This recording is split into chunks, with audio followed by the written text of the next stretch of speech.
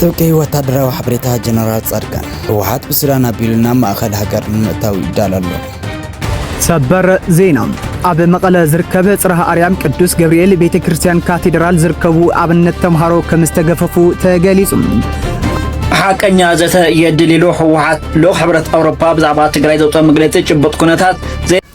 سلام تعنا هبلي أعمل لعلم كونكم نز channel زديكات تروز لهم زي channel أب هلون وقتهم كنتات عمل كتير بتقرين يازم حلال فلكم زينا تجيو نز channel زي حدش تزهونكم سبسكرايب مقار بيت سبيخونو كالتفون نخوصهم نايدول ملكت أي ترسيهم سبر زينا أب مقالة زركبة صرها أريام قدوس جبريل بيت كريستيان كاتدرال زركبو أبن التمهارو كمستجففو تجاليزم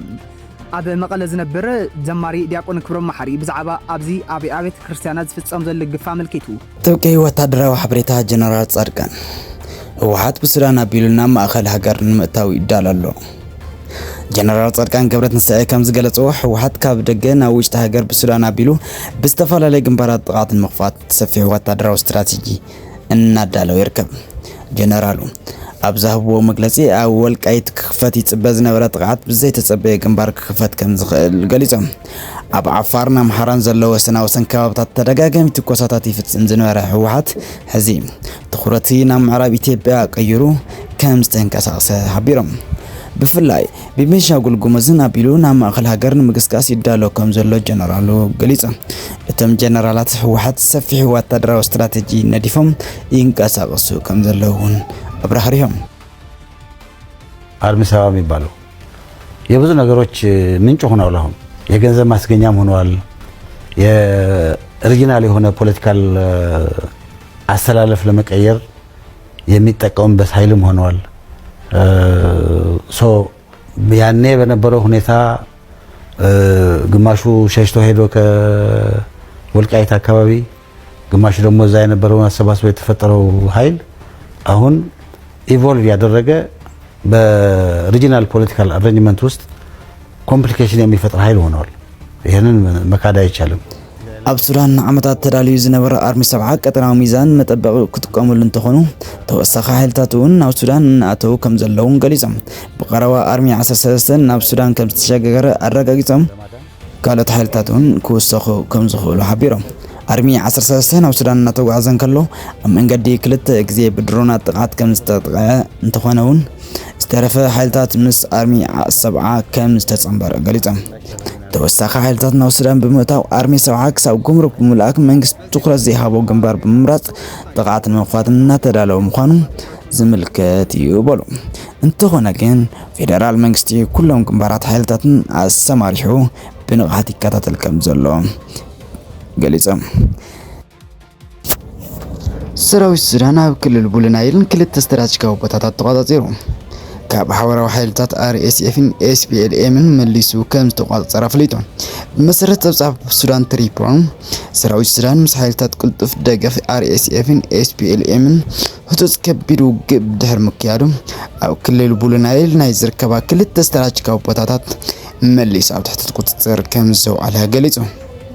اتي تصاب كم زحبرو اب دوب ኢትዮጵያን ሱዳን እቲ ውግ እናተጋደደ ይመጽእ ከም ዘሎ ክልቲኦም ወገናት አቅሚ ድሮናት በሰፊሕ ይወፍራ ከም ዘለውን ወሲኹ ገሊጹ سلامات دك عبيتي كمي حديكم كمي وعيلكم كمي مشيكم على ملء زلكم هزتات تግራይ هزتات ኤርትራ እዚያ ሁሉ ጊዜ ልምደይ ሰላምታ ያ መቀደም ትቅድም ሁሉኩም ማለት እዩ على ملء زلخا هزتات سلام إليه تي قصيلو زلو صمدو سلام منغو هزتات تግራይ منغو هزتات ኤርትራ هزب كنتلخو كل زماله سراويت يكون منغستاوي يكون تي محبرسب يكون اب ገጠር ከተማ على ملء زلو تግራዋይን ኤርትራውን ለባም ዝኮነ ህዝቢ እዚ ሰላም ታዚዩ ብናይ ሸዋውያን እናተሸወና ሕድሕና ምቅታልን ሕድሕና ምጭፍጫፍን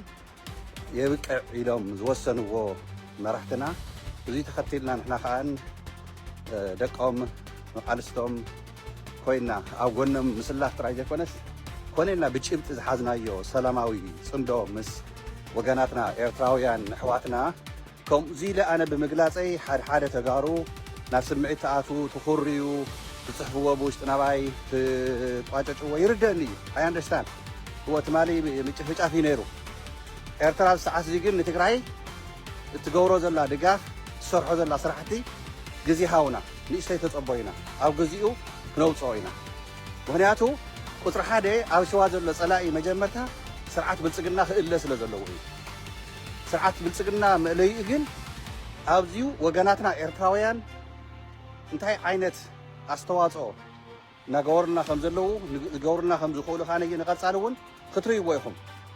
ትሕጎሱ ኢኹም አንቱም ሓደ ብድንጋፄ ብሓደ ነገር እውን በቃ ንኢሳያስ ኣይንኣምኖን ንሻዕብያ ኣይንኣምንን ኤርትራውያን ኣይእመኑ ትብሉ ድሓን ግድ የብልኩምን ኣሚንናዮ ጥራይ ዘይኮነስ ንዘለዓለም ንሕና ተጋሩ ኤርትራውያንን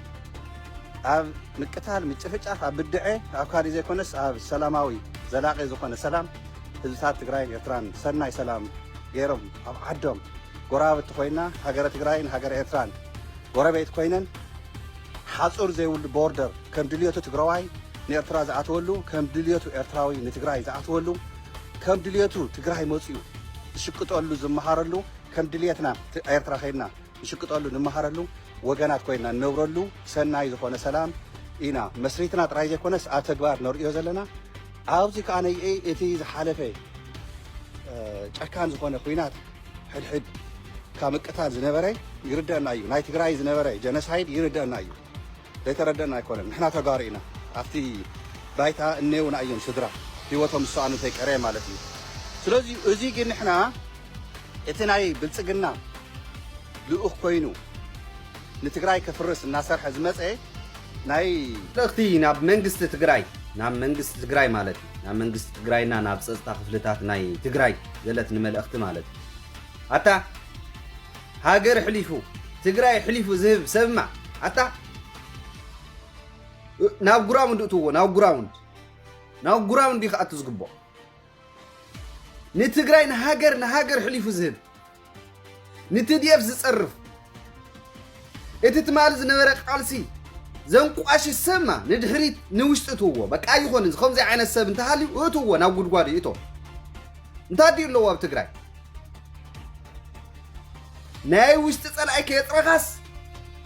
ንደገ ፀላኢ እንትብል እንተሃሊኻ ኣይትጋገ መራሕትና ኣብዚ ጌጋ ኣለኩም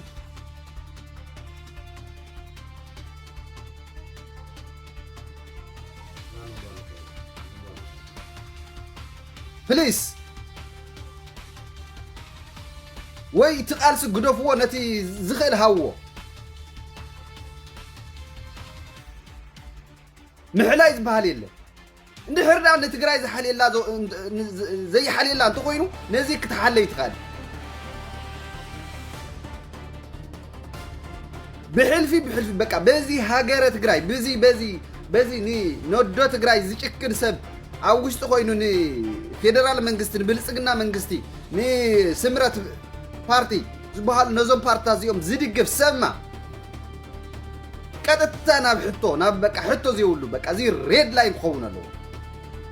መራእያ ገበርዎም ነዞም ሰባት እዚኦም መራእያ ክኾኑ ኣለዎም እንታይ ሚድያ ዓርሱ ዝኸኣለ ግንባር እዩ ፕረዚደንት መንግስቲ ትግራይ ዶክተር ደብረጽዮን ገብረ ሚካኤል ሚድያን ኮሙኒኬሽን ትግራይ ህዝቢ ትግራይ ንህላውነቱን እንድሕነቱን ኣብ ዝገብሮ ቃልስን ምጥንኻር ውዳውታትን ብጠንካራ ልዕልና ሓሳብ ክመርሕን ክሰርሕን ይግባእ ኢሎም ዶክተር ደብረጽዮን ነዚ ዝገለጹ ምስ ኣመራርሓን ሰብ ሞያን መራኸቢ ማዕኸናት ትግራይ ኣብ ዝገበርዎ ዘተ እዩ ሕዚ ኣብ ዘለና ሓደጋ ህልውና ሚድያ ዓርሱ ዝኸኣለ ግንባር እዩ ዝብል ዶክተር ደብረጽዮን ኣብ ናይ ሓሳብ ግጥም ብልዕልና በሪኽ ክወፅእ ህዝቢ ዝሓዞ ናይ ሓቂ ቃልሲ ክሕዝ ይግባእ ኢሎም ሓቂ ሒዙ ዝተወፅዐ ህዝቢ ሓቂ ሒዙ ዝተገፍዐን ዝተጨፍጨፈን ህዝቢ ሓቂ ሒዙ ልዕላውነት ግዛኡትን ተመንጢሉ ክብተን ዝተደፈአ ህዝቢ ዘለና ዝብል ዶክተር ደብረጽዮን ሚድያታት ትግራይ ሃለዋትን ድሕነትን ህዝብኹምን ዓድኹምን ኣቐዲምኹም ተናዊኹምን ተዋሂድኹምን ክትሰርሑ ይግባእ ኢሎም ጉልበት ሚድያኹም ተጠቒምኹም መኸተ ህላዊ ህዝብኹምን ክርምስ ዝብገስ ሽርሕታት ፀላእተ ቃልዑ ኣብሹሉ ህዝባዊ ምልዓል ንድሕነትን ንፀጥታን ሰላምን ህዝብኹም ደግፉ ኣጣናኽሩን ዝብል ዶክተር ደብረጽዮን ብሄራዊ ክልላዊ መንግስቲ ትግራይ ድማ ብሙሉእ ዓቕሙ ኣብ ጎንኹም ምዃን ክድግፈኩም እዩ ኢሎም ሰላማት ሕሾት ይበለኒ ኣይተተግበረ ይበለኒ ፍጹም ሕሾት ይበለኒ ለህዝበ ክርስቲያን ልቡ ሙሉኻ ህዝበ ክርስቲያን ልቡ ሙሉኻ ናይ ኦርቶዶክስ እምነት ተኸታሊ እየልብለኹ ለቆጳሳቴ ለካህናቴ ለቅሽቴ ለጳጳሳቴ አይኾንኩ ይልብለኹ ኒው ድዮም ኸዚኦም ዞም ልፀዋዕኽዎም ኣለው ድዮም ኣለው ኻድዮም መራሕቲ ኣቅሽቲ ኣለው ኻድዮም ብናማን ዝመስቀል ክቡር መስቀል ልሕዝዎ ክሕዝዎ ይግብኦም ዶ ኢልኻ ተኣምነሎም ዶ ኣለው ድዮም ኣቅሽቲ ኣለው ድዮም ካህናት ኣለው ድዮም ጳጳሳት ኣለው ድዮም ቆጳሳት ኣለው ድዮም መራሕቲ ደብሪ እዚኣ መልሰለይ መን ህዝበ ክርስቲያን ሕሾት ያበልኒ እንድሕር ሕሾት ለይኮነት ኮኒኖም ዶ ዞም ሰባት እዚኦም እንድሕር ለይኮነኑ መራሕትኻ ድዮም ልምንታይ ኸኢኻ ትሳለሞም ልምንታይ ኸኢኻ ተምልኾም ታየ ክብል ደልየ ተማሃሮና ሰንበት ተማሃሮ ንኣብነት ተማሃሮ አንድነት ተማሃሮ ድዮም ንኣብነት ተማሃሮ ናቀሽ ተማሃሮ ማለት ነው ቤተ ክርስቲያን ተማሃሮ አትዮም እንዳ ማርያም ጉግሳ በመሳሪያ ተወጢሩ ተገፊፉ ተዋይል ጫው ይሉ ህዝበ ክርስቲያን ና ኦርቶዶክስ እምነት ተኸተልቲ ቤተ ክርስቲያንና ተደፊሩ ዞም ተጸዋኸ ዞም ሰማዕ ረግኸ ዞም ሰብ ገንዘብ ሰብ ጊዜኸ ኢሎም ዶ ኮኒኖም ዶ ድሕር ላይ ሆኖ ልምንታይ ኣለው ኻዶ መራሕቲ እዚኣ ነገረኒ ወይ ሕሾት ያበልኒ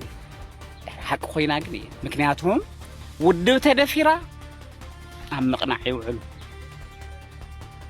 ውድብ ነድሕና ክብሉ ይውዕሉ ብፋይናንሻል እንደደግፋ ክብሉ ይውዕሉ ቶም ዘለዓለም ደገፍቲ ጽባሕ ሊቃት ክኾኑ ጽባሕ ዲያቆናት ሊቃት ጳጳሳት ክኾኑ ዓድልቲ ጽቦዮም ተማሃሮ ናይ ቃሎ ተማሃሮ ግን ኣይተጨነቕሎም ኣገልገልቲ ሓለውት ቤተ ክርስቲያን ለዚ ቤተ ክርስቲያን ንኣት ካድያ ና መን መዕቆቢት ያ ታይ ሒዛ ለዚ ና ውድብ መስሪቶማ ና ውድብ ጠበቃ እዮም ዚኦም ናዛ ወያነ ና ልስብሓት ና ልደብረጽዮን ጠበቃ እዮም ዚኦም ልሰረቀ ላበይ ኸይዶም ለኢሳያስ ላበይ ኸይዶም ያመልሰለይ ወይ ሕሾት ያበለኒ ኣምሪረ የናገረሉ ኩልኻ ህዝበ ክርስቲያን ይልጥይቕለሉ ያ ሰውልኻ ለኻዕኻ ኣይተድሊ ሓቃ ነው ጽያ ክብል ይደሊ ጌታቸው ካብ ኃይል ሰላም